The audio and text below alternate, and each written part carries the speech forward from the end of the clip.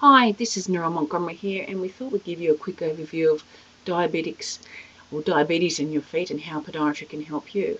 This is one of the most common areas we see in clinical practice as a podiatrist, and we thought we'd just go through a quick few things that we do as a presentation to diabetic associations around our local area, and we'll share it with you, and hopefully if you see anything that you recognise here, come and see us or another podiatrist as soon as possible. So what exactly is diabetes? Diabetes is a chronic disease with serious complications. It currently affects millions of people worldwide in Australia, and an estimated 1.7 million people have the disease. Diabetes mellitus is the name given to a group of condition that occurs when the level of glucose in your blood becomes higher than normal. Insulin is a hormone that moves glucose from your bloodstream into the cells of your body where it's used for energy. But in diabetics, the body either cannot make enough insulin or that insulin that's being made doesn't work properly. So, what does diabetes have to do with your feet? I'm glad you asked. Diabetes affects your feet in three main ways that we're going to quickly discuss today: nerve damage, reduced blood supply, and increased infection. Nerve damage. This is commonly referred to as peripheral neuropathy. So if you see that term, you know what we're talking about. In diabetics, there can be damage to the nerve fibres in their feet and lower legs. And this neuropathy can result in loss of the ability to feel pain, which can lead to neuropathic ulcers, or symptoms of burning, pain, or pins and needles, which can lead to a lot of discomfort. Now, I will warn you, this next picture is not pretty, but this can be the ultimate end of neuropathic problems. This was a very small injury to start with, and it blew up into a beautiful big ulcer like this very, very quickly. And that's the problem with diabetics. This can happen literally within hours to 24 hours.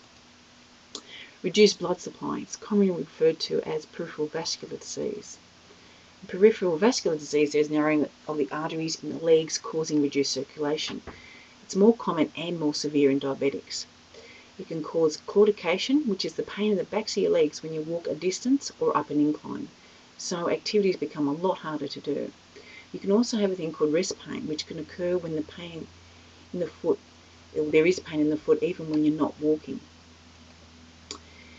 It is in the more severe stages of peripheral vascular disease, the foot looks quite purplish in colour and feels cold to touch, and the foot pulses can't be felt, and this is often referred to as an ischemic foot. Again, the worst case scenario is amputation to relieve the pain. So again, not a pretty picture, but this is an ischemic foot. You can see the purplish mottling colours of this foot because of the poor circulation. The wounds in people with peripheral vascular disease heal very poorly because of the inadequate blood supply. So a minor incident to your foot can cause an ulceration. But in a vascular ulcer, unlike a neuropathic ulcer, the nerves are still intact, so it can be quite painful. Here is another very scary picture, but again, just to emphasise the problems that can happen. Okay, the third area is increased risk of infection. If you have very high blood glucose levels, you have a poorer defence against infection. Again, minor cuts and abrasions can quickly become infected as compared to the general public. And a small localised infection can become generalised very quickly. We often see that with ingrown toenails in diabetics. It's just a little infection in a corner of a toenail can spread halfway up your leg. There's always a risk of osteomyelitis or bone infection, especially if there's an ulcer involved. Again, the worst case scenario is surgical intervention if antibiotics don't work. And often the surgical intervention is amputation. Again, here comes another icky picture, but you can see this. This again was another foot that got infected very, very quickly. And let's change that because that's a bit horrible. So what can a podiatrist, or what is a podiatrist going to do? Well, first we're going to do a foot examination. But don't panic, it won't hurt. It's essential if you are a diabetic that you have a 12-monthly foot examination by a podiatrist. Most people with unstable diabetes, so their blood sugar levels are all over the place, should be checked at least every 6 months for an examination. So what do we do exactly in a foot examination? Just the words alone probably scare you. Well, number one, we ask lots and lots of questions. So we ask things like, when were you diagnosed? Do you have any complications with your eyes or your kidneys? Do you have any previous ulcerations? So, so far, not too painful. Next bit, we test your nerves. We test your superficial nerves here with a monofilament. We also test your deep nerves with this device, which is using vibration to check how these deep nerves are functioning. Next, we check your circulation. So we check your pulses in your foot, and another lot of pulses in your foot. And if we deem necessary, we will check your pulses with this device, which is called a Doppler. The fourth thing we do is check for any foot anomalies. So here we're looking at any problems with your toenails, skin, your foot shape, your foot function, which means how you're walking. Is it causing a lot of callus? Is it causing any problems that way? We look at your shoes and your hosiery. So with diabetics, we like to keep away from synthetics and get into more natural fibres like cotton or wool. And we look at your family history. Is there a family history of any of these problems? And what can we do to avoid it? Then we look at a foot care program. So as you've seen from those horrible pictures, taking care of your feet is really important if you're diabetic. So the two little areas that we'll look for to help you with as diabetics is daily care or occasional care. So with daily care, you should wash your feet daily, which is kind of logical, but you cannot soak your feet. So those foot baths that soak for your feet for half an hour at a time, not good for you. You should dry your feet thoroughly, especially between your toes. Use methylated spirits between your toes daily, especially when we're coming into the warmer months of the year and you sweat a lot and the moisture sits between your toes. Metho will actually dry it out. You need to apply moisturiser daily, so everywhere, top and bottom of your feet, but not between your toes. And you need to inspect your feet daily. All these things sound like a lot, but honestly, you can be down to 2 or 3 minutes a day you need to spend, which is worth it if you would like to keep your feet long term.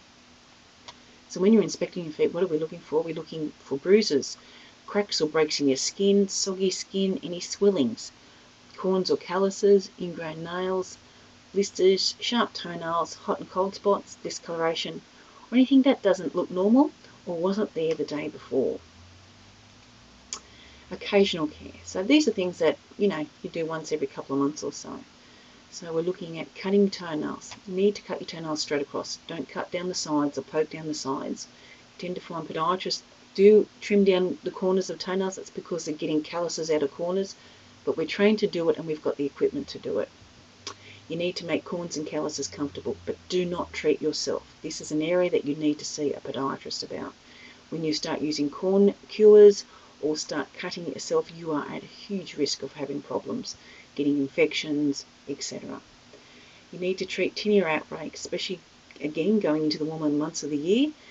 Tinea should keep it, I said methylated spirits should usually keep it at bay, but if you find you're breaking out in tinea, so itchiness, flakiness between your toes, or a horrible smell, and get products like Lamisil, Loseril, these type of things. Go to your chemist and tell them the problem you've got, and I'm sure they can help you straight away.